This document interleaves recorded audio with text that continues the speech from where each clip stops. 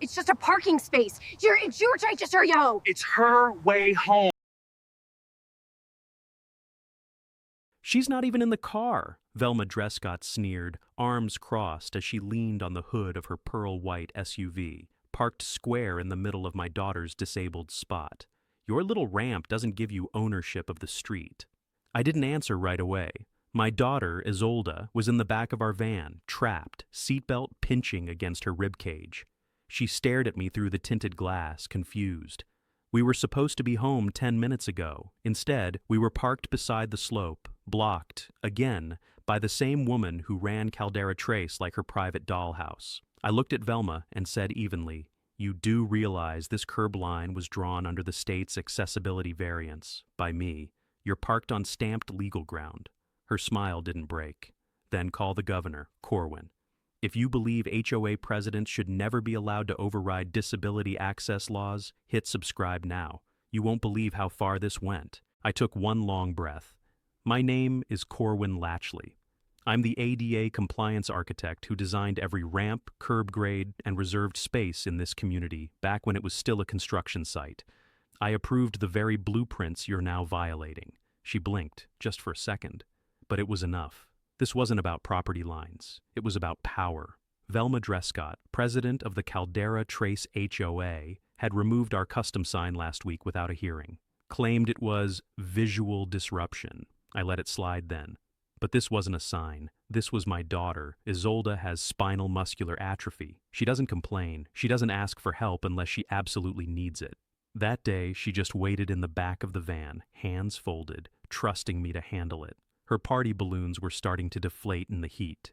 The spot Velma blocked wasn't arbitrary. It sat perfectly aligned with the only ramp in the row, one I installed by hand. A poured concrete lip, just wide enough for Isolde's wheels, with anchor bolts she and I painted blue together on the anniversary of her diagnosis. I remember her voice the day we finished. "Now I can go anywhere." And I remember mine, "And no one will ever block you." I failed that promise twice, once when Velma tore the sign down, and now again, watching her plant herself there like a challenge. I checked my watch. Isolde's physical therapist had warned us not to skip her walking brace cycle today. It would undo 3 weeks of progress, but Velma didn't care.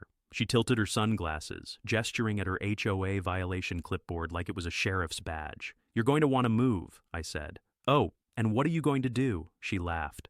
"Post about it online? You people love your little outrage crusades." I already had. And so had our neighbors. Turns out, ours wasn't the only ADA accessible spot Velma had threatened. One resident's mother, with Parkinson's, another with a cane and a fading memory. They'd all been quiet. But today, someone was filming. Across the street, I spotted Ms. Dornwell, retired teacher, shaky hands, never liked confrontation, holding up her phone from behind her peonies. Her face was pale, but her lens was steady. Velma hadn't noticed. I walked back to the van and slid the door open. "Hey, Isolde," I said gently. "We're going to sit tight a bit. Daddy's making a call." She nodded, eyes tired. "Is it her again?" "Yeah, sweetheart." I dialed local enforcement. Not emergency, but not optional either. My voice didn't shake. I knew exactly what I was going to say. "This is Corwin Latchley. I need a sheriff's deputy at Caldera Trace, corner of Bramble and Elwood. We've got a vehicle obstructing a state-registered ADA space. The violator is the HOA president." When I turned around, Velma was still there, but the smugness had started to flicker. "Don't waste their time, Corwin." I stared her down. "You already did." The deputy's car turned the corner slower than I expected, tires whispering against the freshly resurfaced pavement. Velma straightened her back like a student caught mid-prank. I didn't say a word. Neither did Isolde. She had leaned forward in her seat now, watching carefully through the windshield, one hand resting on the frame of her chair, the other curled around the loop of her seatbelt. Deputy Marcus Hale stepped out, squinting at the sun, one hand resting on his belt. He wasn't in a rush. Not yet. Velma waved before he could even approach, all false charm and HOA polish. "Deputy! Oh, good. I'm so glad you're here. There's been a bit of confusion. I was just trying to help clear it up before it escalated." Marcus didn't respond right away. His eyes slid past her and landed on the empty ramp, the blocked van, the heat shimmer curling off the pavement, and finally on Isolde. He nodded once and turned to me. "Mr. Latchley," he said evenly. "Mind walking me through what's going on?" I did, plain and simple. I explained the history of the reserved spot, the official DMV documentation tied to my daughter's mobility needs, the HOA's removal of the sign, and the repeated obstruction, culminating in today's block during a scheduled physical therapy window. Marcus's eyes hardened just enough. "Is the vehicle registered with the DMV for disability parking?" he asked. I unlocked the glove box, retrieved the folder, and handed him the laminated permit copy, the stamped variance approval from the county, and the builder's blueprints showing the ramp and designation. He reviewed them silently, his thumb tapping once against the clipboard Velma still held like a prop. Velma laughed softly. "This is all a bit much, don't you think? We're just trying to maintain uniformity in the neighborhood. If everyone painted their curbs and put up signs—" "Ma'am," Marcus said, "you're currently obstructing a legally approved disabled access space registered with both the DMV and the county assessor's office. That's not an HOA matter. That's a civil violation under state law." Velma's smile faltered. He turned slightly, enough to see Isolde still sitting quietly in the van, her head now leaning against the seat rest. "She's been waiting how long?" he asked me. "Over 25 minutes, I replied. Noted. I didn't cheer. I didn't gloat. I just watched Velma's confidence recede an inch, then another, until her fingers curled tighter around her clipboard like it was the only structure left standing. That moment, that pause, it reminded me of every whispered story I'd heard since moving into Caldera Trace. The resident who got fined for a ceramic bench in their front yard. The mother who was told her son's therapy swing made the street look like a daycare. The veteran who was scolded for putting a sticker of the flag in his window because it violated visual harmony. One by one, they'd all let it go, too tired to fight, too wary of the letters, the threats, the legalese-heavy violations that slid under their doors like coiled snakes. I had been one of them too once. Not anymore.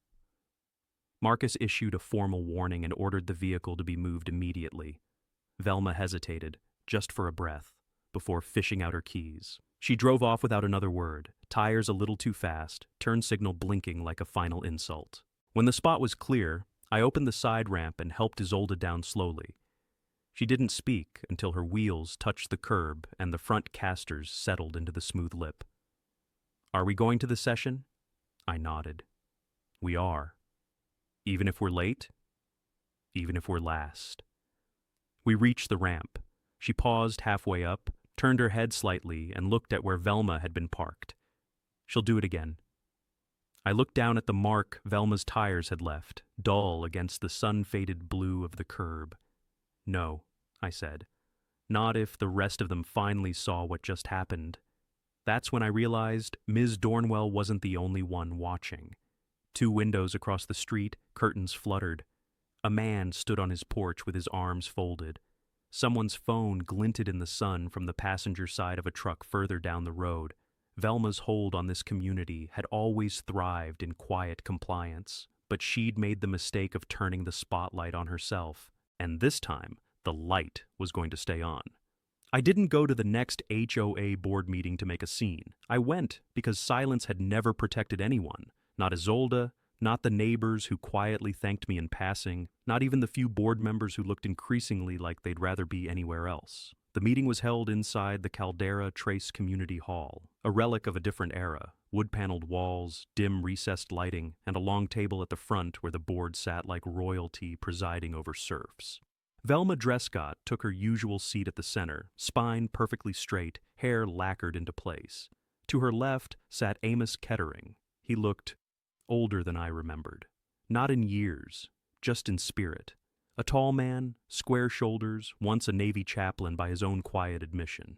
Tonight, his hands were folded, thumbs pressing against each other like they were holding something back. Velma called the meeting to order with a gavel tap that echoed sharper than it needed to. The room wasn't packed, but it wasn't empty either. Maybe 24 residents. Some had crossed arms, others held their phones as if deciding whether to film. "Next item," Velma announced briskly, "is the discussion of non-standard curb modifications and unapproved signage, particularly those violating visual uniformity clauses." I stepped forward before she could go further. "Is that in reference to the ADA-compliant disabled parking designations your board previously approved and then unilaterally removed without notice?" She barely blinked. "Mr. Latchley, if you wish to speak during the open forum portion..."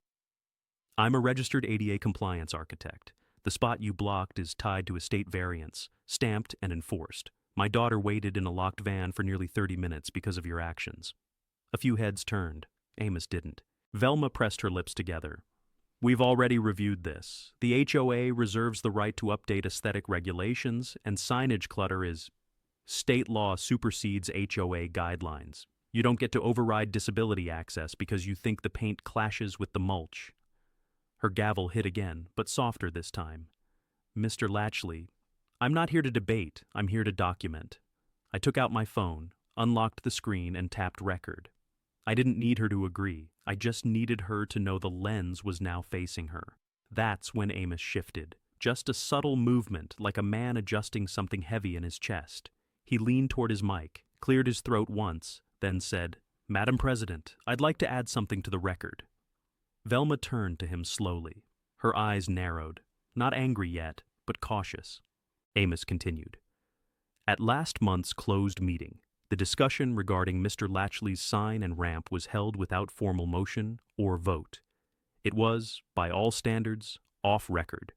We were told it would be addressed later. She said nothing. And yet, he went on, Ms. Drescott removed the sign herself the following morning, without notifying the board, without a vote. Now the room stirred, a few murmurs, one audible, "What?" from the back. Velma's expression barely moved.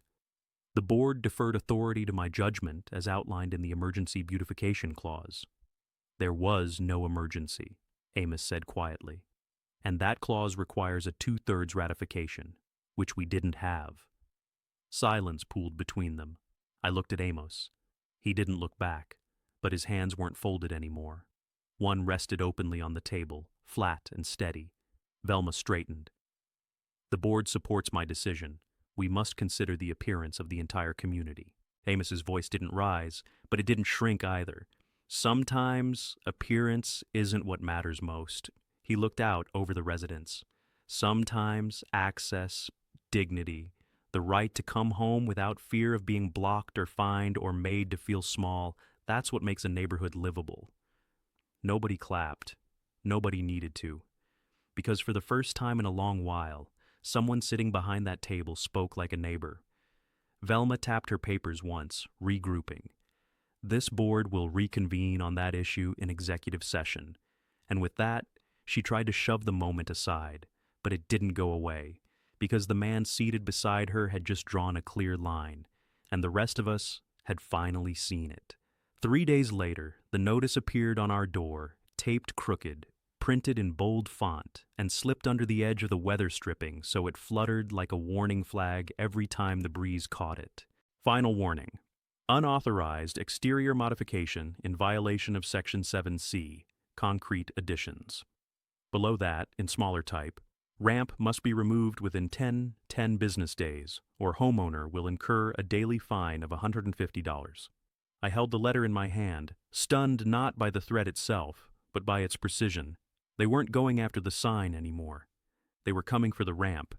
The ramp Isolde and I built together. Not just for her, but with her. Me on the trowel, her on the paint roller. The whole thing cured in August heat while she made up names for every blue swirl in the epoxy. Sky toe, wave leg, freedom curl. I stepped back from the door and stared at the curve of concrete rising from the driveway. It wasn't an eyesore. It wasn't even visible from the road unless you were searching for it. But Velma had made up her mind. And this wasn't about sightlines. It was about punishment. Inside, Isolde was sitting at the table, a workbook open in front of her, pencil in hand. She looked up as I came in. Did she do something again? I didn't lie. They're trying to make us remove the ramp. Her lips parted, stunned. What? Why? They're calling it an unapproved concrete addition. But it's for walking. For me. It's not decoration. I nodded, kneeling beside her chair. I know. And we're not taking it out. She stared at the floor for a long time, jaw clenched the way it always did when she was trying not to cry. I liked painting it, she whispered. I liked how the wheels hum when I rolled down it. I reached up and pushed a stray hair behind her ear. That sound? It means it's working. That afternoon, I opened my files. the ones from my work with the state's zoning board, and pulled every record I had tied to Caldera Trace. I didn't want revenge. I wanted context, clarity, and what I found chilled me.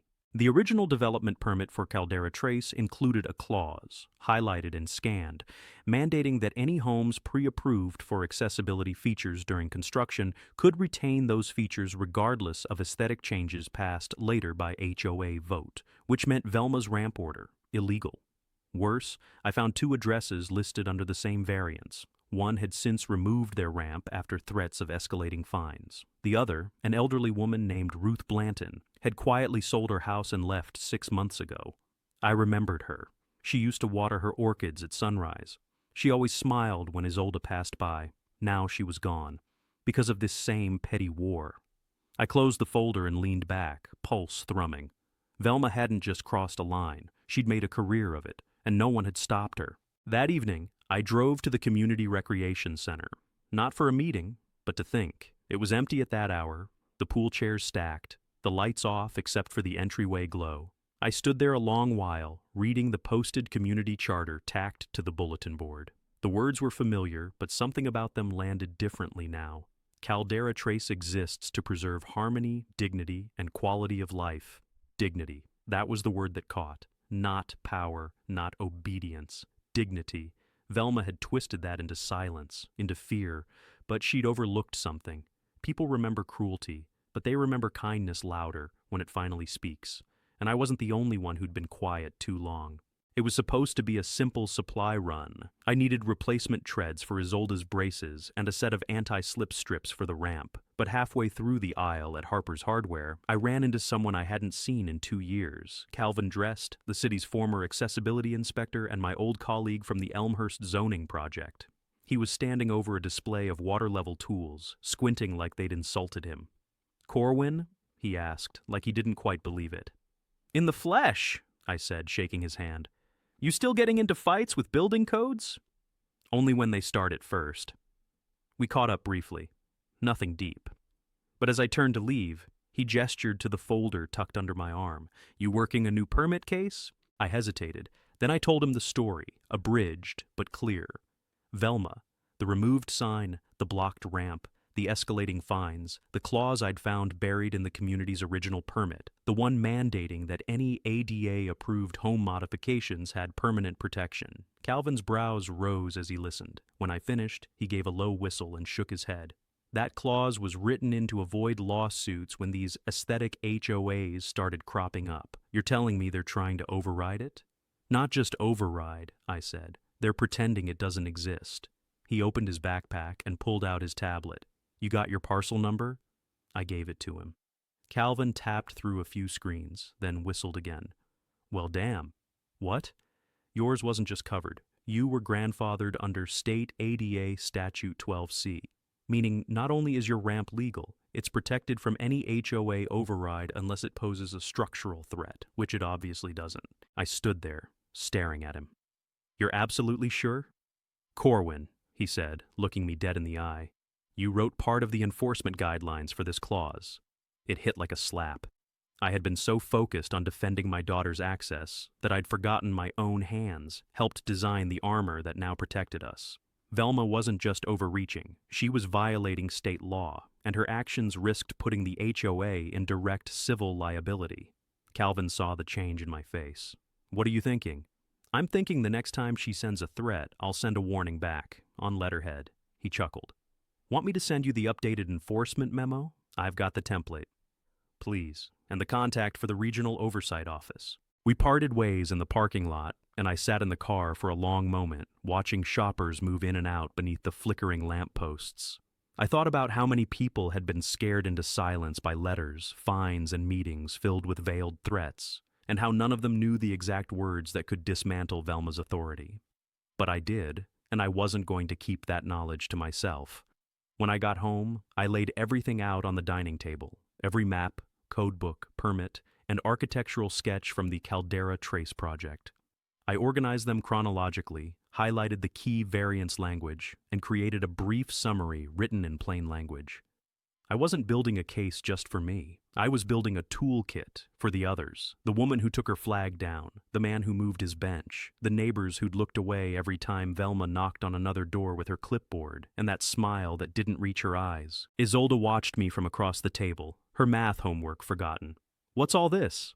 "Armor," I said, glancing at her. She rolled forward, picked up one of the marked pages, and traced the words with her finger. "You're fighting back." "I am." "Is it working?" I looked at the page in her hand. Statute 12C. Grandfather Clause. Enforcement immunity. It will. Because this wasn't about winning a personal argument anymore. It was about exposing a pattern, one legal paragraph at a time. Velma struck again the following morning. This time, it wasn't a letter. It was a citation nailed directly into the wooden post at the edge of my driveway. A crude violation notice, laminated in cheap plastic, tacked in with 2 rusting screws like a scar. The header was new. Ongoing noncompliance, enforcement escalation imminent. The wording was theatrical, almost threatening. She'd written it herself, no doubt. I could recognize the cadence, the way her sentences were always an inch too formal, puffed up with faux legal weight, and at the bottom, a chilling line. HOA reserves the right to initiate third-party removal if modifications are not voluntarily addressed. She was threatening to tear out the ramp, physically. I paced the edge of the driveway, hands clenched. She'd escalated beyond fines, beyond citations. She was making a move before I could expose her, before I could reach the people she'd silenced. But she was too late. The night before, I'd emailed the toolkit to 3 residents who had approached me privately, neighbors who'd lost small battles against Velma in the past. One had replied with a thank you. Another had said nothing. The third, Louisa Dornwell, had sent back a single sentence that hadn't left my mind since I read it. "She's done this for years. It's time someone showed her what law actually looks like." I took a photo of the laminated citation and filed it into my evidence folder. The weight of the proof was stacking, but I needed one more piece. Not a document, not a form. I needed the moment, the one she couldn't talk her way out of. That afternoon, I picked Isolde up from therapy and parked where I always did, just beside the ramp. The space was open. For the first time in 2 weeks, no SUV, no obstruction, just blue paint and quiet sun. But something felt off. There was a man in a maintenance vest pacing near the HOA's community office. He looked confused, holding a clipboard, staring at my curb. I approached him slowly. "Need something?" He turned, startled. "You the homeowner here?" I nodded. He tapped the clipboard. "Got a service order for concrete removal. HOA issued it. Said there was an unapproved ramp to be broken down." My stomach dropped. "They told you to demolish it?" He hesitated. "Said it had been flagged. Gave me this address and told me to prep an estimate." I pulled out my phone. "Can you say that again?" He squinted. "Wait, you recording? I'm not blaming you. I just need the record." He nodded slowly. "Yeah, HOA said it was urgent, that the structure was unauthorized and a safety risk. But," he looked back at the ramp, "honestly, that thing looks cleaner than most city builds I've seen. Because it was built by the guy who wrote the code book," I said. "Me?" He stared for a long beat. Then he offered a low whistle and a shake of the head. "Damn. They didn't mention that." I thanked him. Told him not to worry about the job, that I'd be handling it through state enforcement channels. He looked relieved and drove off, leaving the clipboard propped against a bush. That was my moment. Velma had initiated a removal order without due process, without legal standing, without notifying the homeowner. She'd crossed a boundary that couldn't be explained away. I brought Isolde inside, then sat at my desk, assembled the statement, attached the photographic evidence, the citation copy, and the audio of the contractor's words. Then I sent the full packet to 2 addresses. The State ADA Enforcement Division, the Office of HOA Regulatory Oversight. And as I clicked send, I felt it. Not victory, not relief. Shift. The kind that starts quiet. The kind you only feel when something heavy begins to tilt the other way. Isolde rolled into the room, holding the clipboard the man had left behind. "He seemed nice," she said. "He was," I replied. "And he won't be back. Because of you?" "No," I said. "Because of the truth." Amos Kettering showed up at my door just after sundown. No warning, no preamble. Just the soft tap of knuckles against wood. When I opened it, he stood there without his usual pressed shirt or polished shoes. He looked tired. Not just in the body, but in the soul. I can't stay long, he said quietly. I just couldn't not come. I stepped aside and let him in. He looked around like he was expecting someone else to be watching. Maybe Velma, maybe God. His eyes finally landed on the ramp, dimly lit by the porch light, then slid toward the table where my evidence stack now sat in careful layers. I heard about the removal order, he said. Did she really go that far? She sent a contractor, I answered. He showed up ready to break it down. He closed his eyes briefly, jaw tight. I recorded him, I continued. He confirmed the HOA office issued it, without a vote, without owner consent, without legal justification. Amos nodded slowly, hands clasped in front of him. She didn't even tell the board. You sure? Positive. His voice cracked a little. I sit in those meetings. She's been doing more and more without notice. Disciplinary memos, emergency enforcements, fast-tracking things through email so no one has a chance to object. I let the silence stretch. Then I asked the question that had been lingering since the day of the board meeting. Why now, Amos? Why tell me this? He exhaled, sinking into the kitchen chair like the truth had weight. Because last night she said something I can't keep quiet about. He looked up at me. She told the board she'd already contacted a new property lawyer, said she wanted to pre-authorize removal orders for all unauthorized modifications before the next quarterly vote, but she singled you out. She said, the Latchley house will set the example. If we don't break that ramp, we'll never control the narrative. I felt something shift in my chest. Cold, sharp, familiar. She said that? I asked. She did. He reached into his coat pocket and pulled out a small silver flash drive. I recorded the meeting. I've started doing that. Not for legal reasons, just because I don't trust her anymore. He placed the drive on the table beside the evidence stack and looked up at me, his face hollow. You were right, Corwin. This stopped being about regulations a long time ago. It's personal now. She wants power, and she's willing to humiliate a child to prove she has it. I sat across from him and nodded once. That recording changes everything. I know. We sat in silence for a while. Outside, the wind picked up, rustling the hedges, tapping at the side of the house like a question waiting for an answer. Do you want to stay for coffee? I offered. He shook his head. No. If Velma finds out I was here, she'll push for my removal, probably accuse me of breaching board confidentiality. She might do worse. He chuckled without humor. She might. At the door, he turned back. For what it's worth, Corwin, I should have spoken sooner, about all of it. The sign, the ramp, the way she talks about people behind closed doors. I kept telling myself I was preserving order, but I was just afraid of confrontation. You're not afraid now, I said. No, he said. I'm angry. He left without another word. When I plugged in the flash drive later that night, I listened to Velma's voice on the recording. Calm, deliberate, and utterly indifferent. She's in a chair, for God's sake. He's lucky we even let them stay. If the board won't act, I will. I stopped the file right there. I didn't need to hear more. Because now I had the final link. Proof of intent. Of deliberate abuse of authority. Of targeting a disabled child as a political pawn. It wasn't just HOA overreach anymore. It was systemic cruelty, and the board wouldn't be able to look away this time. The morning after Amos gave me the flash drive, I called in a personal favor, one I'd avoided using for years. Miles Calderon, civil rights litigator and former ADA compliance chair for the county, owed me. Years ago, I'd built the zoning map he used to win a landmark accessibility case. Now, I needed him to help me expose something bigger. The rot hiding behind Caldera Trace's polished gates. I forwarded the recording. He called me 15 minutes later. No small talk. She said that on record? He asked. She did, I said. And Amos gave permission to use it. You just dropped a lit match on a dry field. I don't want to sue the HOA, Miles. I want to crack the pattern open.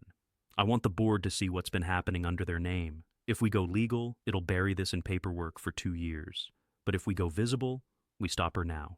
There was a pause. Then he said, You have a media contact? Already queued up. Local housing advocate. She's been tracking neighborhood-level abuses for months. Then move fast. If Velma smells you building something, she'll push a preemptive legal freeze. I hung up and got to work. I wasn't just prepping my defense anymore. I was architecting an exposure campaign from inside the system she thought she controlled. First, I wrote a formal cease and desist letter, citing 80 Statute 12C, reinforced by both the city zoning grandfather clause and the new evidence of targeted enforcement. I printed 3 copies, one for Velma, one for the HOA legal file, and one for public presentation. Third, I contacted the 3 residents I'd already looped in and asked if they'd be willing to speak publicly at the next board meeting. 2 said yes. The third said she'd record a statement if she didn't feel safe attending.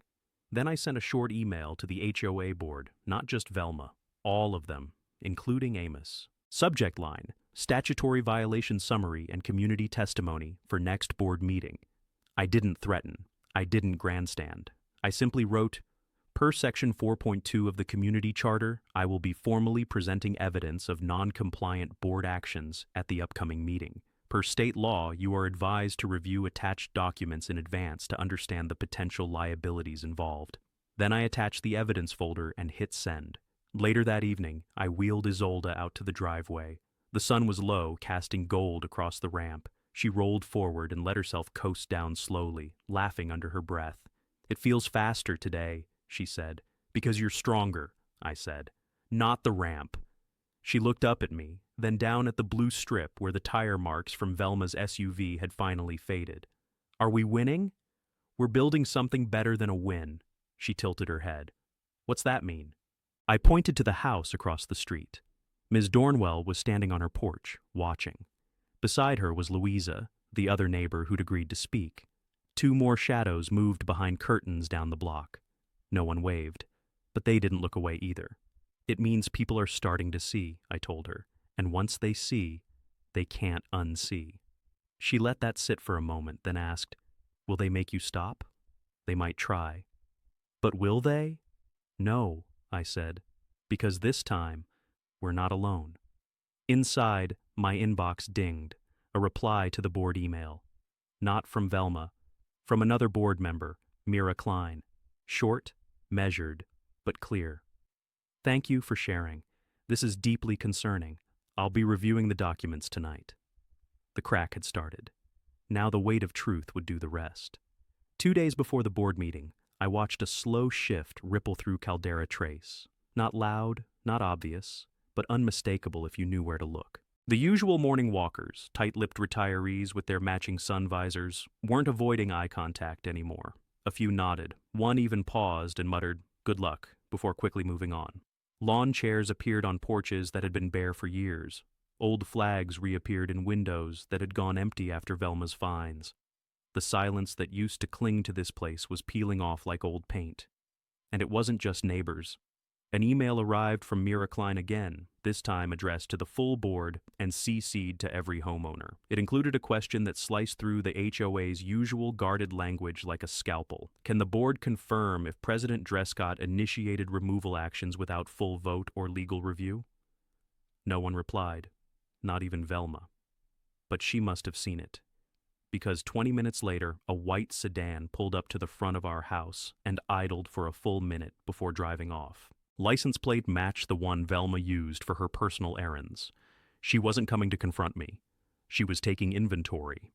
The day before the meeting, I printed 22 sealed packets, each one with evidence, a brief explanatory summary, and a QR code linking to the drive folder. I left them on porches where I knew the occupants had had prior run-ins with Velma. I rang the bell, left the packet, and walked away. No speeches, no pressure, just truth, delivered like a neighbor. That evening, Louisa Dornwell knocked on my door. She was holding her packet like it weighed more than paper. "I want to speak," she said. "Are you sure? I'm not brave like your daughter, but I'm tired of being afraid of a woman with a clipboard." I invited her in. Over tea, she told me how Velma fined her for leaving her porch light on past 10 p.m., how she'd been told her wind chimes were auditory litter, how she'd stopped planting in her garden because Velma once called her roses visually chaotic. She'd lived in Caldera Trace for 12 years, and in the last 6, she'd felt like a guest in her own home. "I used to love this place," Louisa whispered, "but lately I just try not to be noticed." She looked up, tears in her eyes. And then you got noticed, and you didn't hide. I couldn't, I said, because I made a promise. She smiled, faintly. To Isolde? Yes, but also to myself. We reviewed her statement together, short, clear, powerful. She had a copy printed and another saved to her phone. She didn't shake when she left. Later that night, I heard the unmistakable thud of something hitting my driveway. When I opened the door, Velma's laminated violation was back. Same text, same rusted screws. But this time, it had been thrown, not posted. She wasn't operating under rules anymore. She was flailing, reacting. That same night, Amos sent me a text. Board group chat is a war zone. Mira's pressing for a censure vote. Velma's threatening legal action if anyone speaks out. 2 other members just asked for private meetings with you. You're shifting it. Be ready. I was, because it wasn't just about the ramp or the sign or even Isolde anymore. It was about making sure no child, no elder, no veteran with a cane or a mother with a stroller had to fight a shadow war just to feel safe at home. I tucked Isolde into bed that night. She was already half asleep when I smoothed her blanket and whispered, "You proud of us?" She mumbled, "Of course. We built a ramp. And then we built—" She trailed off, eyes shut, voice fading. But I finished it for her. We built a line no one's allowed to cross again. The night of the board meeting, I didn't dress up. No suit, no tie, no polished shoes. Just jeans, a button-down, and the work jacket I'd worn while pouring the ramp with Isolde 3 years ago. The sleeves still had faint streaks of concrete dust sealed into the stitching. I didn't brush them off. The Caldera Trace Community Hall filled faster than I expected. Folding chairs scraped the floor as neighbors filed in quietly, many holding the packets I'd delivered. Some had copies in manila folders. Others had printed them on bright white paper in highlighted sections. Velma sat at her usual center seat, expression taut, mouth pressed into a thin line. Her clipboard was missing tonight. Instead, she held a small legal pad, pages unmarked. To her left, Mira Klein looked directly at me as I entered, then gave a single nod. Amos Kettering sat 2 seats over. His hands were folded, but not tense. He met my gaze and didn't look away. The meeting opened with routine agenda items. Minutes from last session, budget discussion, fence paint review. But it didn't stay routine for long. Mira cleared her throat and requested a motion to shift the agenda, to accommodate urgent community testimony regarding board actions tied to ADA compliance and procedural violations. The room murmured. No one objected. Velma tried to speak, but Mira was faster. We'll begin with resident Corwin Latchley. I stood and walked to the podium. My packet was already clipped and prepared, but I didn't need to read it. I'd lived every line. My name is Corwin Latchley. I'm a licensed ADA compliance architect. I helped design the accessibility specifications for Caldera Trace over a decade ago.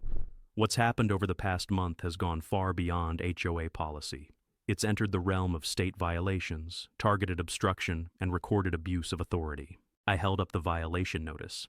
This was taped to my door. This ramp, I gestured out the window to where it was visible from the parking lot, was threatened with demolition, despite being protected under ADA Statute 12C and the zoning variances approved when this neighborhood was built. I paused. But that's not all. I explained the removal order issued without a vote, the contractor's admission, the body cam footage, the recording Amos provided, without identifying him, of a board meeting where Velma made it clear this was personal. I finished with the packet. Inside this folder are timelines, documents, and statutes. But more importantly, there are names, neighbors who were intimidated, fined, and silenced for wanting to live with dignity. Then I stepped aside. Louisa Dornwell took the floor next. She held a single page and didn't look up once while reading. My name is Louisa. I was fined for my porch light, fined for wind chimes. I was told my roses were chaotic. I stopped growing them. Not because I wanted to, but because I was tired of being punished for existing. She folded the paper.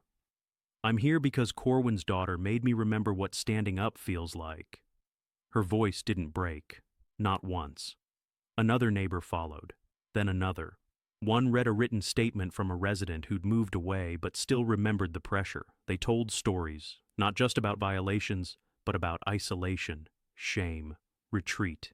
Each word struck harder than the last. Velma didn't speak, not when Mira presented the contractor's testimony, not when Amos confirmed the vote count Velma had falsified, not even when a younger board member read the statute word for word and asked, "Do you understand what civil liability looks like at the state level?" Velma's silence didn't protect her anymore. It only confirmed everything we'd said. The board recessed for 20 minutes behind closed doors. No one left. No one spoke. The air felt held in place. When they returned, Mira stood. "As of tonight," she said, "by vote of 4-1, the board is initiating formal censure proceedings against President Drescott. We are suspending her enforcement authority pending a legal review. Further, we are moving to establish a community oversight committee for all future compliance actions." Velma's chair scraped as she stood. She didn't look at anyone, just gathered her papers and walked out. Not a single person moved until the door clicked shut behind her. Then the silence exhaled. Not celebration, not revenge, just release. The next morning, a rust-colored pickup truck rolled slowly into our cul-de-sac. It didn't belong to any resident. The logo on the door read, "Sanderson & Lowe, Concrete Removal and Repair," a subcontractor. The driver stepped out with a clipboard and a puzzled look on his face, scanning house numbers until his eyes landed on mine. I met him halfway down the driveway. "You Corwin Latchley?" he asked. I nodded. He scratched his head and held out the clipboard. "Got an old order here. Work site, concrete ramp, single-family residence. Says we're supposed to prep for removal, but that can't be right." I took the clipboard from him and scanned it. The order was dated 5 days ago. It hadn't been canceled. "No," I said. "It can't." Just then, a car door slammed across the street. Mira Klein stepped out, heels clicking on pavement, a binder tucked under her arm. She'd parked on the corner and walked over like she didn't trust Velma not to be watching. She saw the logo on the truck and froze. "Is that—" "Leftover order," I said, "never canceled." Mira stepped beside me and turned to the worker. "I'm on the HOA board. You're not authorized to be here anymore. This order is void. If you need that in writing, I'll get it." The man looked relieved. "Honestly, I thought it had to be a mistake. We never do residential ramps unless there's a violation notice, and even those come with follow-up paperwork." I handed back the clipboard. "No violation here. Just the tail end of someone else's power trip." He gave us a nod and left without another word. Mira exhaled. She really did plan to go through with it, didn't she?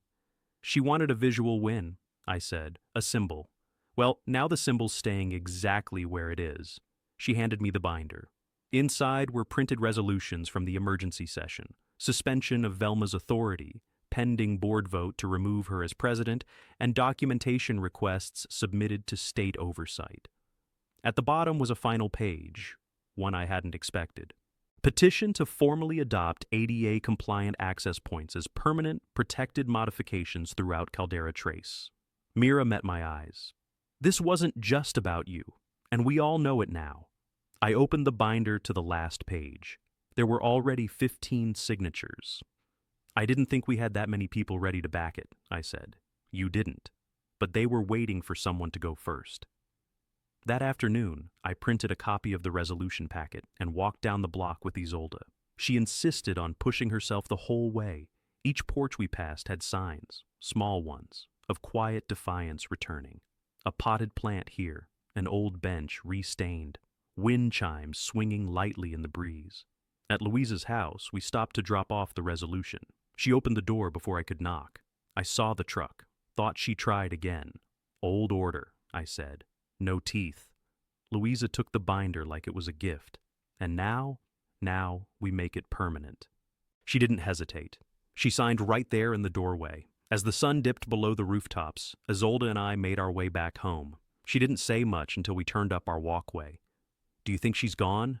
"Velma?" I asked. She nodded. "She's not president anymore. The board will vote soon to finalize it." Isolde was quiet for a beat. Then she said, "I don't want her to say sorry. I just want her to leave people alone. I think that's exactly what's about to happen." That night, I opened the front window and sat near it with a glass of water. I didn't expect anyone to pass by, but I left the light on anyway. Across the street, 2 porch lights flicked on. Small signs, but signs all the same. Velma had ruled through silence, paper, and fear.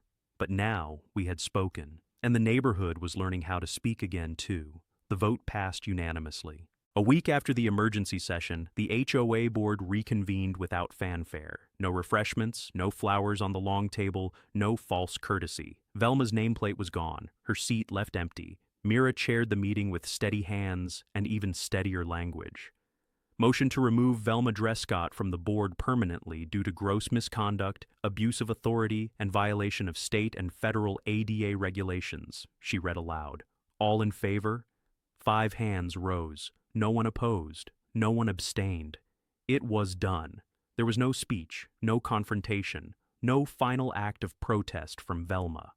According to Amos, she'd cleaned out the HOA storage office the night before, left her keys in the mailbox, and sent a single line via email to the board. I declined to participate in the political theater. No one replied. When the meeting adjourned, Mira called me aside. We're drafting an amendment next month, she said. It'll protect all current and future accessibility features, ramps, signage, anything medically supported. No more votes required, no more subjective review, just written into the charter. She handed me a hard copy.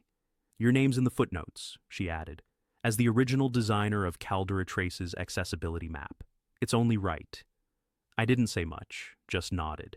Because sometimes dignity doesn't need a speech. It just needs to be written down so it can't be erased. 2 weeks later, Isolde came outside with a bag of chalk and parked herself at the top of the ramp. Her chair spun slightly on the concrete as she drew a swirl of overlapping blues and whites across the entryway lip. What's that one called? I asked, sitting on the step beside her. She grinned. Waveleg. I smiled. An old favorite. She leaned over to shade in the edges. I like it when people walk by and see it, like they know this spot isn't just concrete. It's mine. It always was, I said. She just didn't want to see it. Now everyone did. Neighbors had started asking questions, good ones, about access, about fairness, about how rules could be used to protect instead of punish. Mira held an open forum the previous Saturday. 17 homeowners showed up. 3 of them had been fined under Velma's tenure and were now seeking reversals. Amos helped draft the motions himself.